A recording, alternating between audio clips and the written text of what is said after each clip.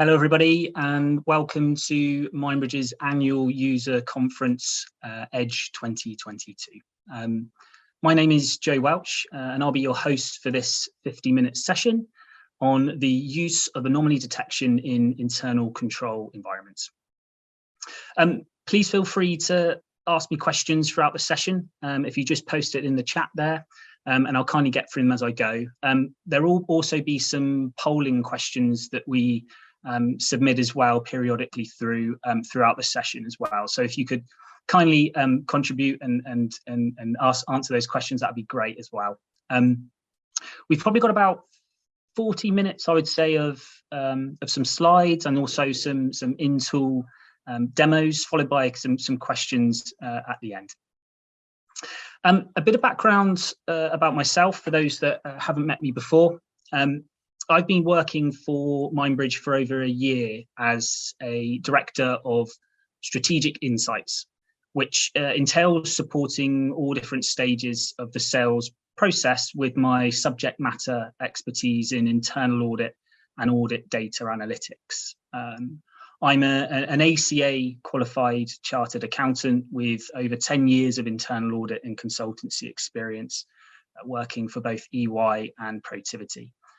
During that time, I've worked in many different internal audit functions across multiple different industries and geographical locations, either in a fully outsourced or co-sourced capacity. Some of these organizations have been large multinationals listed.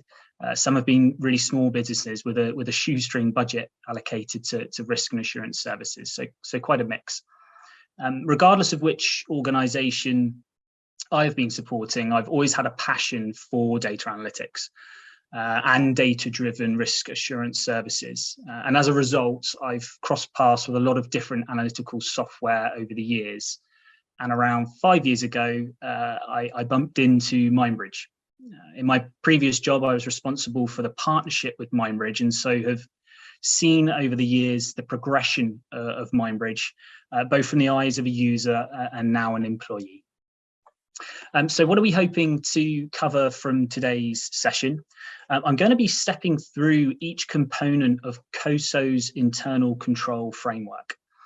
I'm going to show you in tool how Mindbridge can be used to improve each component of that internal control environment.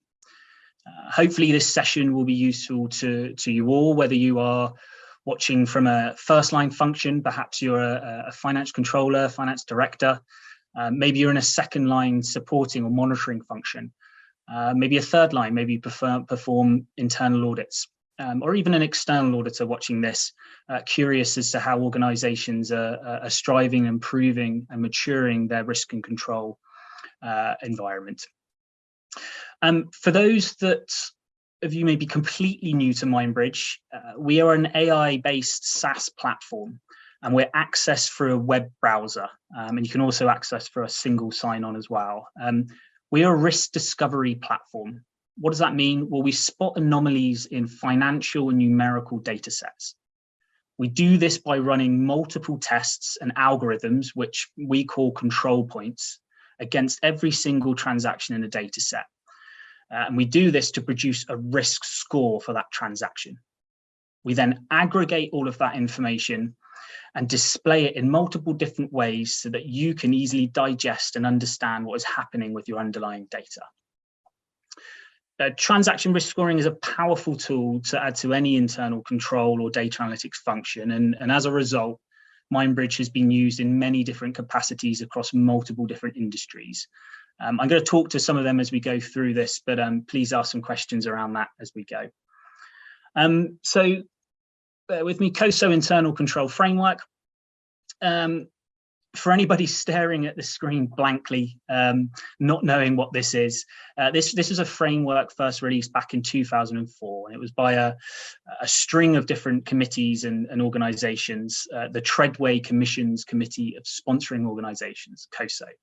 And its main purpose was to help companies design and manage internal controls in light of many changes in business and operating environments.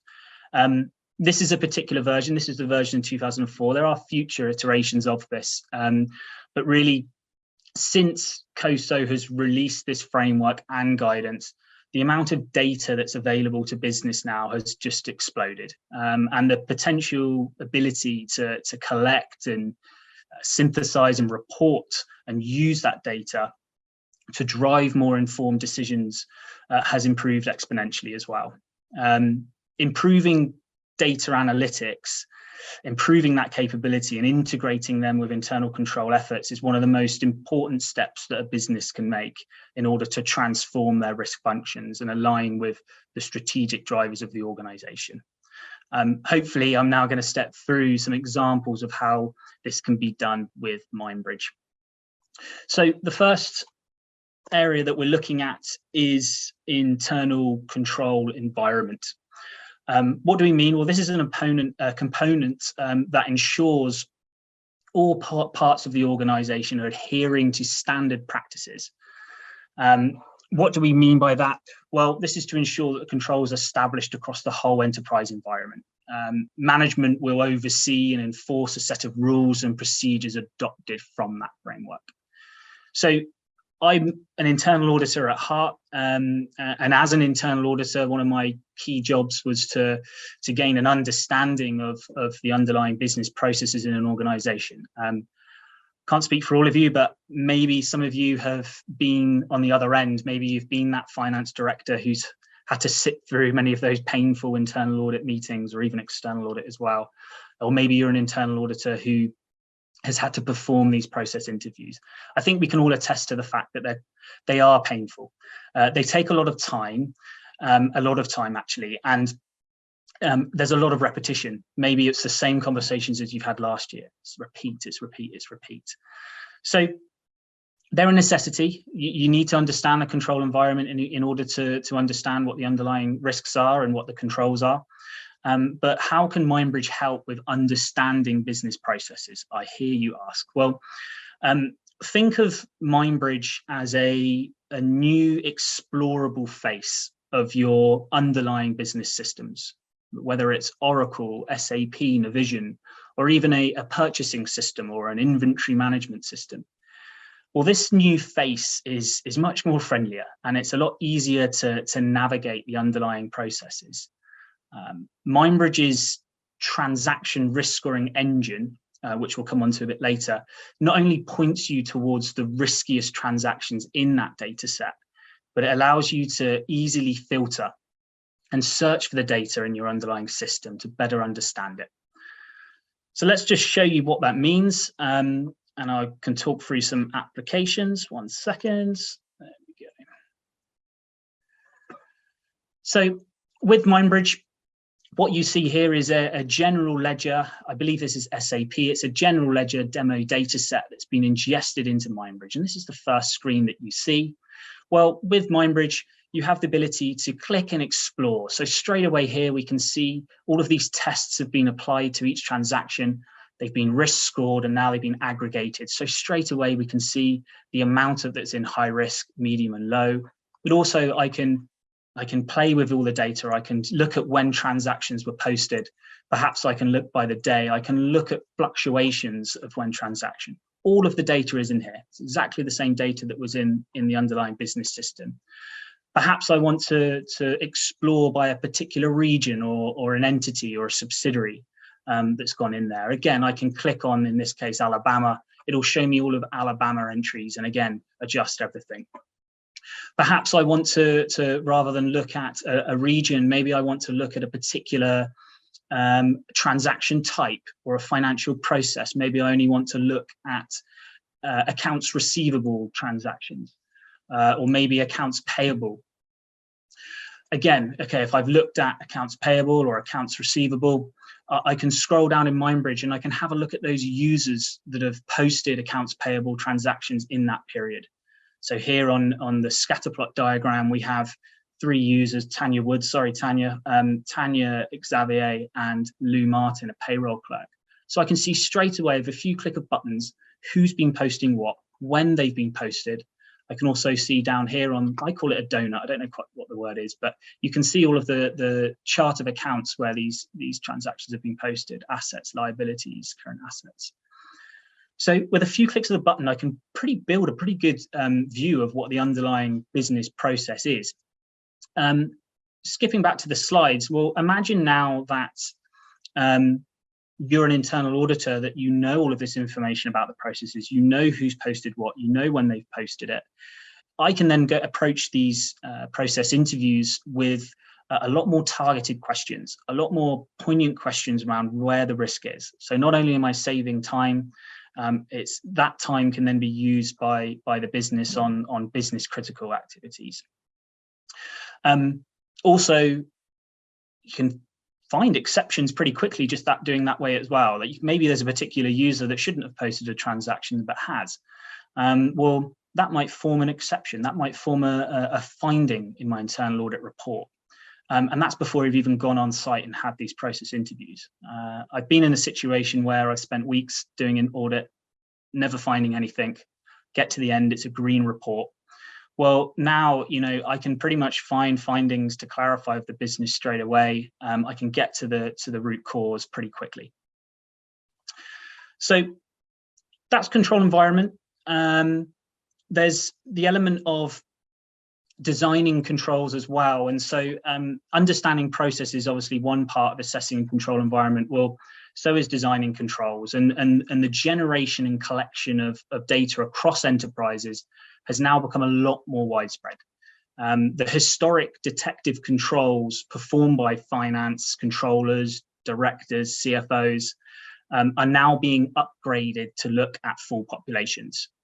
For example, a detective control, maybe on a monthly basis, a finance director would historically review a sample of invoices or a sample of purchase orders, perhaps, to see if there's anything that would suggest a control gap or control failure.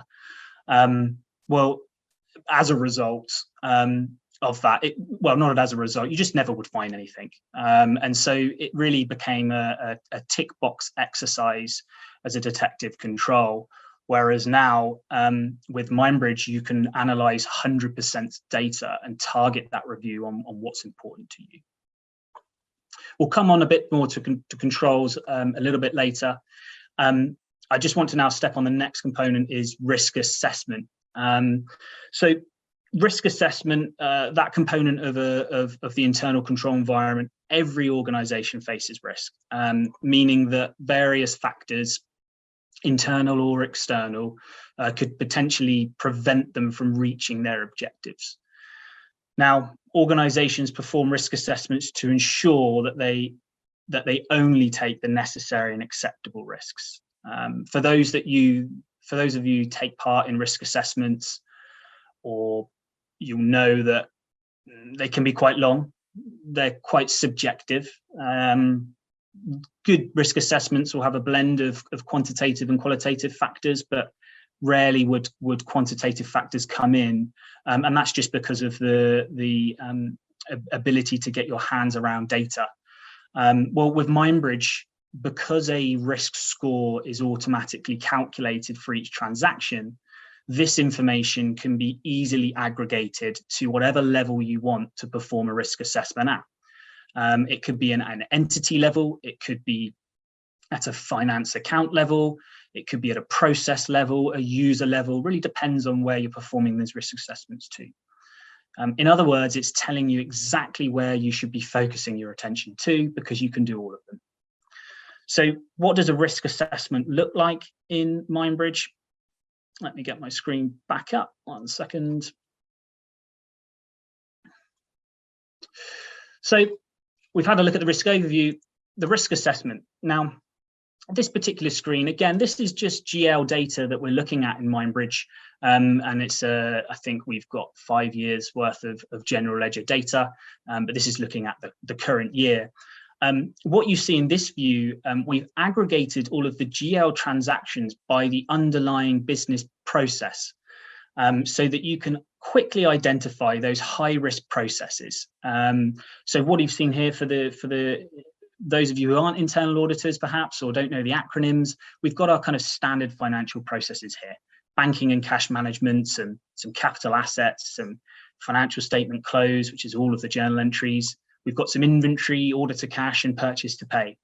Well, hopefully what you can see in front of you is a really useful dashboard that tells us a lot of information about those transactions. It tells us the total activity, the number of entries, but more importantly, it tells us what the average score is for each process.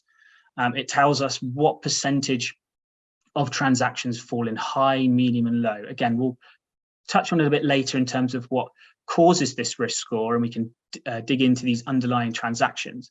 But all of this information is aggregated up so that you can perform that risk assessment. In this particular demo data set, we can see here that there's quite a high risk score for customer debt and some inventory write-offs that's occurred in the year. We might want to dig in a little bit deeper to find out why. So that's aggregated by at the process level.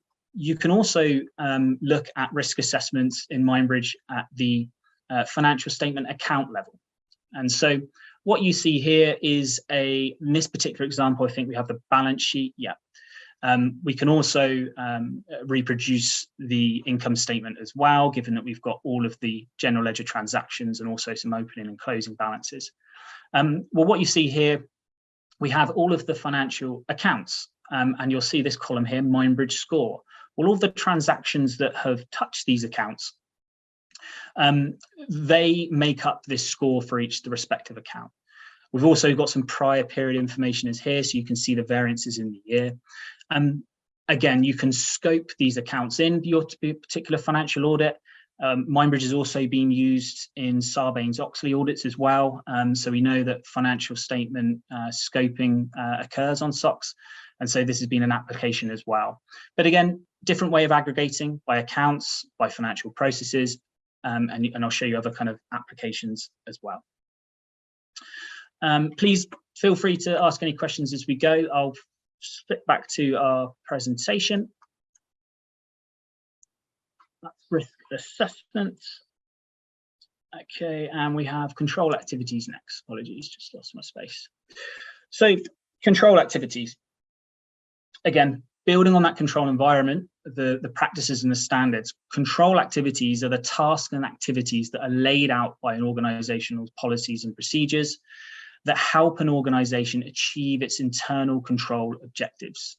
Now, these could include actions such as authorizations, approvals, verifications, reconciliations, reviews. There's all types of different internal controls that can happen in an organization.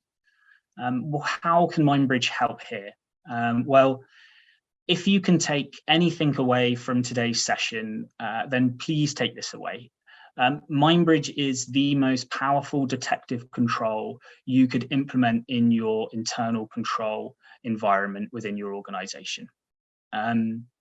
Detective controls of the past, I've touched on it a bit earlier, they've often involved random sampling by a particular control owner, finance director, finance controller.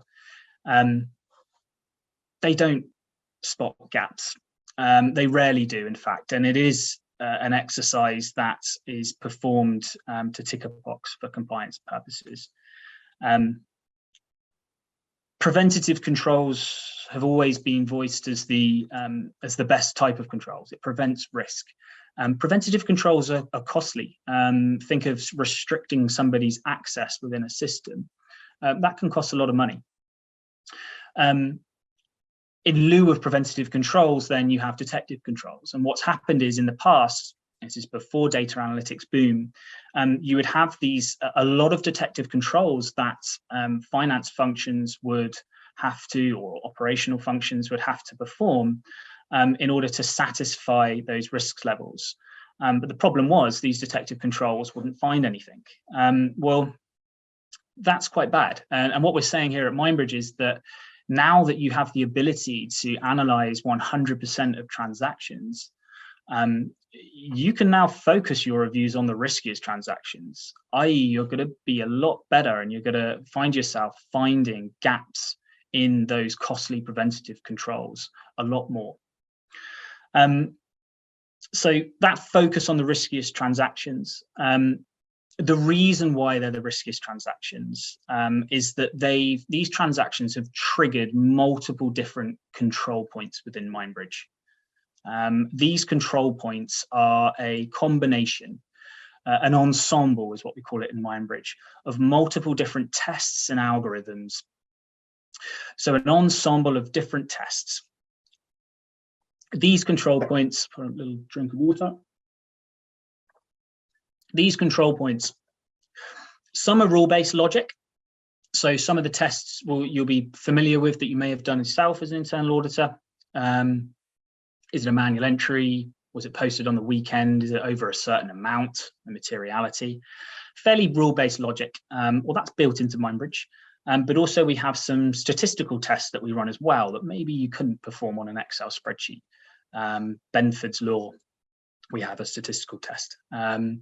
Also, we have some advanced anomaly detection and machine learning tests, which is where the power of MindBridge really comes in.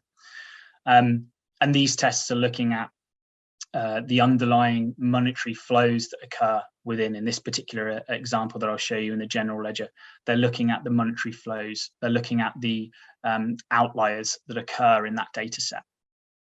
So what does that look like? So if I take it back to our demo, 1 second.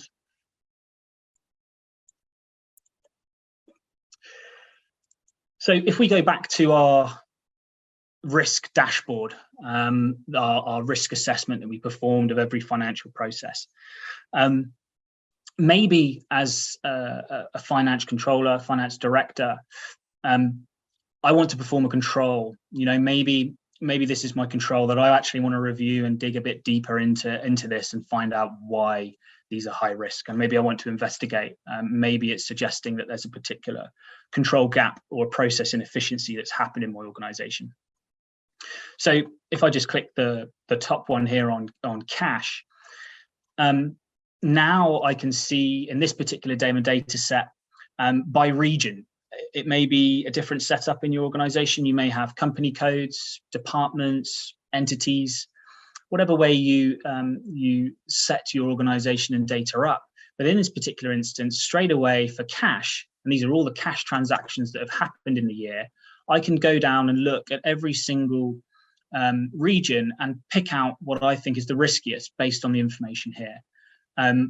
What's jumping out at me, Indiana, for example, there's $569,000 of activity that's gone through there, 270 entries, fairly standard compared to the rest, but there's a lot of the value there is in high risk. I want to have a look at this. It seems like there's one entry that's worth quite a lot that's in high risk.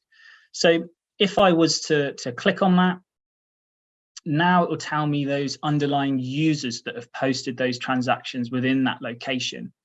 And hopefully what you've seen there, I've clicked 2 buttons, but straight away I can go down to Xavier McCannon, the AR clerk, who's posted a cash transaction in Indiana. That could be something that I want to investigate a bit further. Xavier McCannon's not a real person, by the way. It's a demo data set. But as a financial controller and finance director, there might be something that I want to find out here. You know, why have they posted it? Was I aware of it? Let's investigate. So if I were to, you know, I could maybe, let's have a look actually at the underlying transaction. 1 second. AR clerk. Maybe if I go back to Xavier McCannon on our risk overview, let's have a look at Xavier. Let's have a look at all of the transactions that they've posted. Again, I can scroll down to their transaction types. I can see that they've posted some AR and some return notes as well. What is that return note? Let's have a look at those return notes. I can click. Everything in MindBridge that you click is explorable. So now everything I click, it's giving me all of those transactions that Xavier's posted, all of these returns. And I can see in here at a glance that there's some cash being returned. That's why it kind of flagged on that cash risk assessment. If I go back to the risk overview again, again, this, if I just clear all of the filters applied, anything that I can click, everything is explorable in MindBridge. High risk transactions, if I click that, it will take me through to the underlying data table, which is essentially every single transaction. But now it's applied a filter to those high risk transactions, and it's ordered by this risk score. Again, in this demo data set, if I click through, it tells me what the individual debits and credits were. And also it tells us below what control points have triggered. And I'll go on to these shortly. So going back to control activities, you can perform all sorts of reviews with MindBridge. You can look at it at the user level, maybe the account level, process level, really depends on where you want to look.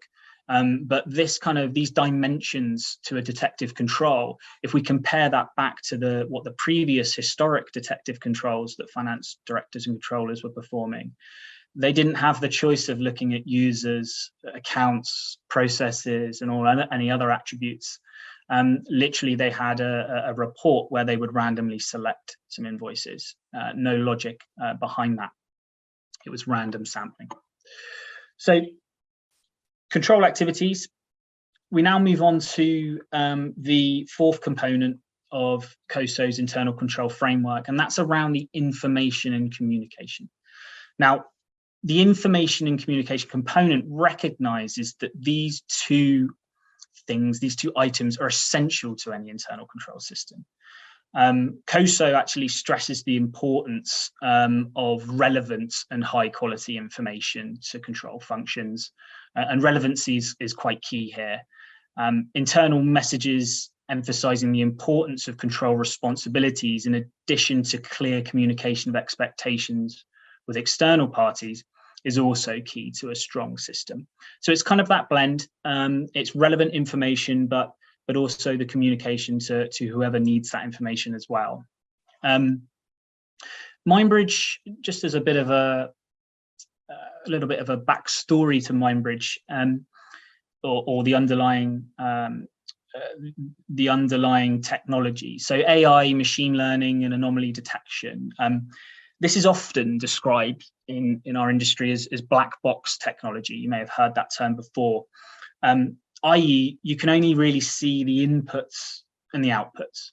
We have a general ledger, we put it in.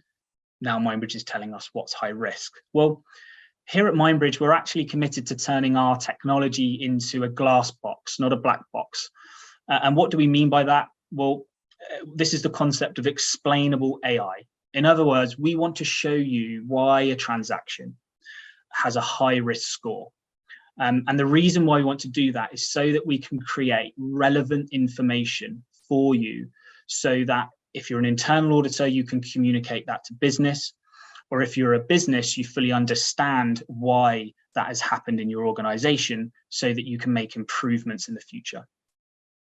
Now, what control points or tests have triggered to cause a transaction to be high risk? Well, that's what we can show in MindBridge. And so we sort of touched on it a little bit, but now I'm going to go back into that same screen. And if we go back to where should we go? We'll go to our risk segmentation. In that particular example of cash, we went to Indiana. We went down to Xavier. Well, if I click here, again, this takes me through to the data table in MindBridge. It tells me why this transaction, it gives me that details of that transaction that's causing Xavier to be high risk, it's causing Indiana to be high risk, it's causing the cash process to be high risk. So let's have a look at it. Why is it flagging all of these? If I click on that transaction, again, it's got all of the debits and credits. But if I scroll down here, for those that haven't seen MindBridge, these are all of our control points. These are our tests. These are our algorithms that we run, all of these at the same time against every single transaction in the data set. Some of them with the little cross or the tick, these are our rule-based ones. So just to go through a couple of them, what do we have here? We've got cash expenditure. Is it a cash expenditure? Yes, tick. We see here it's a return. What is an online customer return, and there's some cash going the other way to customer. It's a cash expenditure. It's flagged that control point.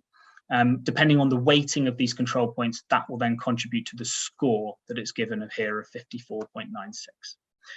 It's of a high monetary value, so it looks at all of the monetary values in the ledger, and it's determined that it's in the top 2%. It's posted on a weekend. The control points that you see here with the percentages, these are our statistical and also our anomaly detection and machine learning algorithms. To step through a couple with you, we've got rare flow here.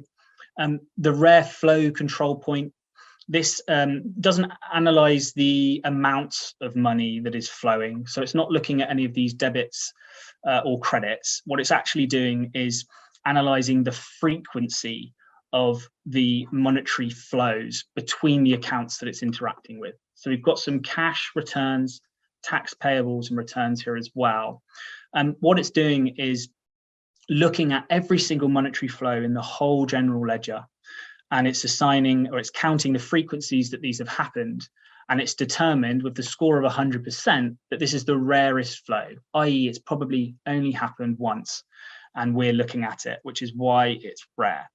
And it's pretty obvious we'd want to look at this. If it hasn't happened at all in the year, it's only happened once, is this an example of a process that's been deviated from? Is it an example of a transaction that has slipped under the net of a particular preventative or detective control? I.e., is the user that posted this, should they have done that? So this poses a lot of questions. This is why it's been flagged. Equally, outlier anomaly, just to talk through another example here of one of our machine learning control points. The outlier anomaly, this uses a combination of, for the statisticians amongst you, of nearest neighbor and stochastic outlier selection to detect outliers. So it's not just looking at the frequency of monetary flows, but it's also looking at the values. It's looking at all of the other monetary flows to see if the values are an outlier, which is important. But also it's looking at the flow's source and destination accounts as well. So lots of data science has gone into building our control points. You don't have to do this. This is all done. So with MindBridge, all of our data science is baked into our product so that you don't have to build this yourself in your function. You can automatically sit through, you can go to your risk segmentation, you can look at the high risk, and straight away you can drill down and find out exactly what's going on in your organization. If we take a step back, so informations and communication, probably what I haven't actually touched on, the communication part. Well, MindBridge is a collaborative tool. If I go back, within MindBridge, everything that you see, you can annotate. Annotations, there's a tab here, can collect all of those annotations. Because it's accessed through the web browser, anyone who has access permissions to MindBridge can then go into the tool. You can assign certain tasks to individuals. When I say tasks, I essentially mean transactions. So I can click on a button here, create a task, I can assign it to somebody, and when they log in, they can view that task, view that transaction. So from an internal auditor, maybe I have a junior on my team that perhaps I want to set up with loads of transactions for them to investigate. Similarly, maybe there's a particular transaction as an internal auditor that I'd want my financial controller to have a look at, and I might tag that financial controller in to have a look at either, vice versa. So there's lots of different ways to collaborate in tool. I just want to compare and contrast perhaps to other analytics software, Power BI, Tableau. These analytics software aren't built for collaboration. They aren't built for audit logs. MindBridge, a history lesson here, but MindBridge was actually started around 6-7 years ago and predominantly used by external audit companies. And because of that, it's got the engine of an audit tool, being able to build audit plans, build transactions, flags transactions. But because of that, you can now document, you can log this activity. And so when it comes to your year-end financial audits and when you have to face off to external auditors, not only do you have a tool that can help with controls all the way through the year, but you have a way of evidencing what you've done as well, which I think is pretty great. So taking a step back, I'm just seeing, I've realized I've been talking for a while and maybe have abandoned some questions that might have come in from the audience. from the standpoint of an external auditor, would the detective control identified to address any given risk actually be a management review control as the owner goes through this process of reviewing the Mindbridge output? Do the review steps create an audit trail? Hopefully I kind of addressed some of that stuff. It really does depend on how deep you go performing a review. The fact, and this is quite an interesting question. So if you have run all of your information into Mindbridge, and what we haven't shown in tool is every step of the way of ingesting data, there are validation checks around completeness of data, around the actual data that you're uploading, what it looks like, does it fall within the right dates? All of this is evidenced and retained. And so you have all of this audit trail of not only the output and the results, but the journey you've gone on to get the data in the tool. So absolutely that is the audit trail. In terms of how deep you go, it really does depend on what you want to achieve from your controls. And I'll give an example. Do you just want to look at your risk assessment, see if anything's above a certain threshold, and then move on maybe to the next month or next quarter?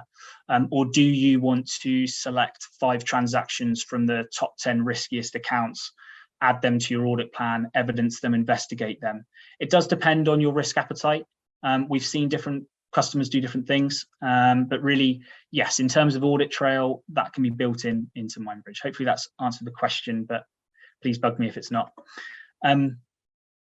Which part of the internal control framework are Mindbridge customers using the most? Good question, and I'm not there yet. So I think if I go to the last slide, I actually think this is where Mindbridge is being used the most by our customers in terms of monitoring. What do we mean by monitoring? Well, monitoring, all internal control systems must be monitored, put simply. Now, you have to monitor them regularly to verify that controls are functioning properly. This can be done in the form of internal audits. That's been my job for the last 10 years, to make sure that controls are working. But those internal audits gather information that regulators and management can then evaluate. And this ongoing evaluation, this yields reports that reach the board of directors. Now, combined with external financial reports, this helps reduce the risk of fraud and achieve investor confidence. So how can Mindbridge help in that journey? Why a data-driven approach to monitoring risk? Why can't we just carry on as normal and do our traditional internal audits? Well, in an environment of increasingly scarce resources and a focus on mission-critical activities, implementing data analytics makes strong business acumen. A data-driven approach supports the development of key risk indicators and key performance/control indicators to anticipate and understand whether strategic and business objectives are being met and at what cost. You've actually seen that the most obvious use case we have at Mindbridge is our configurable key risk indicator and key control dashboards that some of our customers are now building in tool. I'll show you and get that back up on screen. Let's go back. So you've actually seen this. This is our process. If I just collapse these. These are financial processes that I've created. Some of our customers are aligning these to risks. Some of them are aligning to controls, essentially turning this dashboard into a key control or key risk indicator dashboard, and developing methodologies that sit behind that. Cash, for example, here, maybe there is a certain threshold, a certain acceptance criteria to this. Maybe there's been, in the cash example, a fraud event. Maybe there's something that's been really bad that's happened in the organization in the past, which you need to monitor. Maybe there's been an internal audit or an external audit that's identified a control gap in a particular process area. And so remediation efforts may have happened, things might have been fixed, but you want to keep an eye, you want to monitor those progress and to see if risk levels have changed. So monitoring, to answer the question, which part of the internal control framework are MindBridge's customers using the most? It's a combination of monitoring and also those control activities, those detective controls. You can use MindBridge, and this is kind of going back to some of the use cases.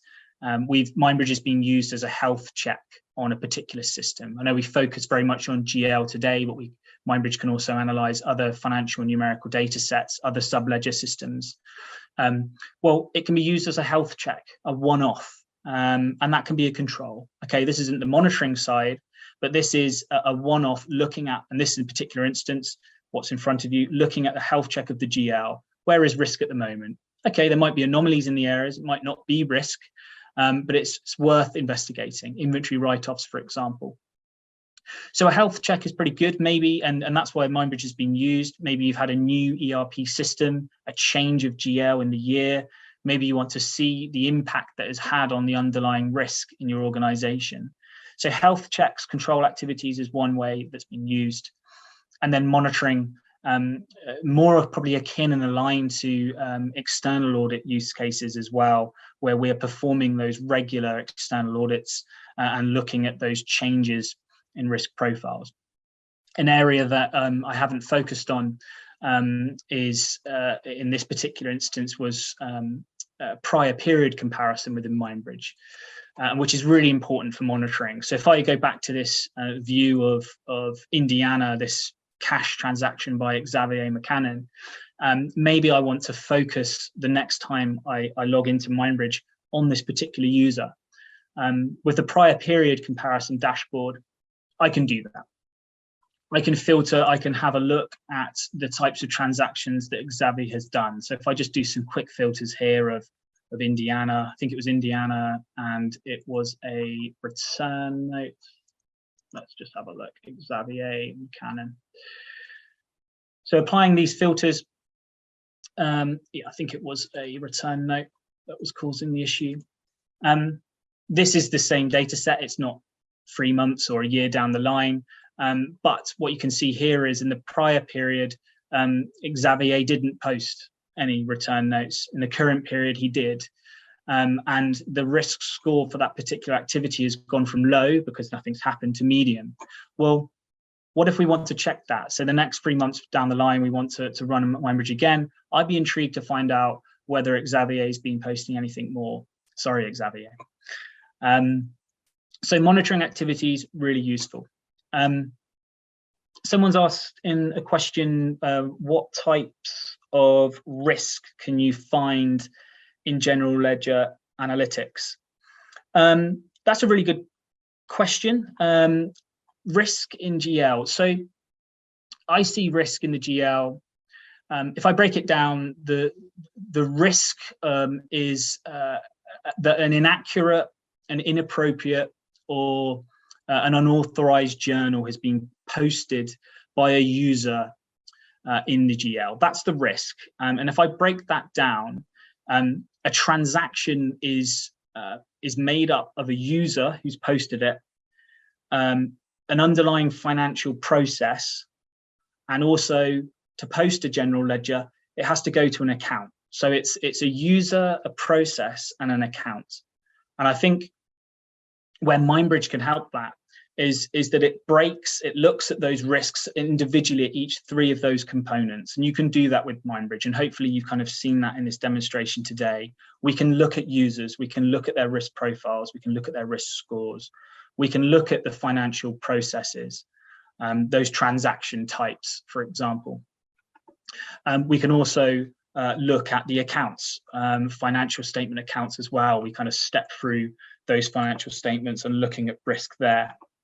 If I go back to the risk segmentation view, I can build any risk that I want. And so just to show you, maybe I want to show risk by, maybe I just get rid of these. I don't want to look at user and processes. Maybe I want to have a look at departments and maybe the users in those departments. Maybe that's how I set myself up. And if I just click apply, haven't done this, but let's see what it comes up with.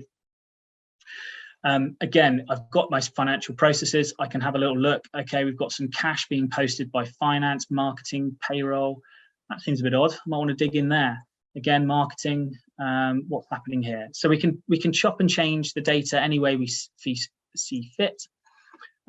Maybe there's what else do we want to have a look at? Types, company codes as well. Company codes might be one. I think there's loads of company codes in this data, so I won't do that. I appreciate we're almost at time, 5 minutes to go. Is there any, and I hope there's been some polling questions as we've gone, is there any kind of other questions from people? Feel free to ask away. Hopefully this has kind of been useful for all. All I would say is any question, I can speak for days on internal controls and data analytics, and more importantly, MindBridge. So if you do have any other questions, or if you'd like a chat or a Zoom, please feel free to email and set that up.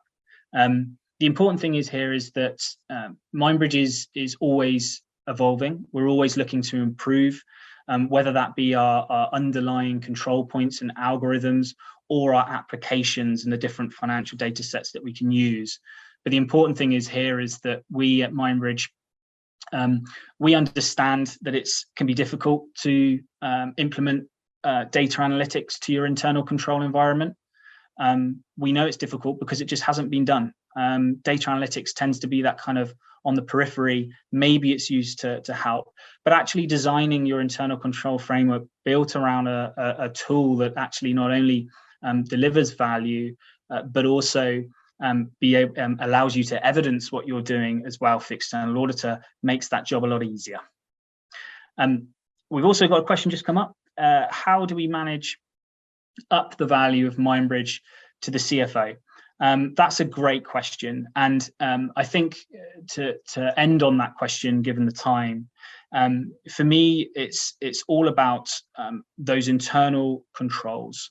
I was once told that CFO, and this is a conversation with CFO, between CFO and internal auditor, a CFO just wants to be able to sleep at night. And so it's not always about finding that anomaly, finding that control gap. Sometimes it's just having comfort that there's something there that you can log in and check and see that's fine. And that's okay. Things don't have to be wrong all the time. And so the value for me is not only not only the internal controls that you can perform and the evidence that you can document, but also the peace of mind that can bring by looking at 100% of transactions.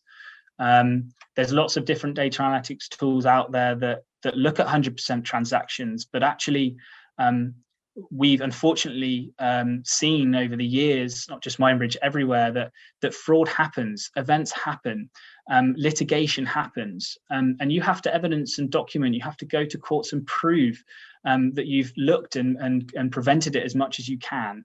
And so a tool that can look at 100% of transactions and a tool that can document what you do, I think is pretty important, and an important point to end on as well. Look, appreciate everyone's time. I just want to thank everyone for attending this session.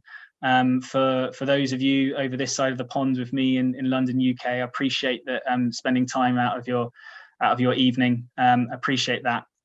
All sessions from Edge, including this one, are available via, well, we'll send out the details of that if you haven't received them already, for further assistance, but all of these recordings are available for you. Awesome. Well, look, thank you, everybody. And yeah, looking forward to hearing from you.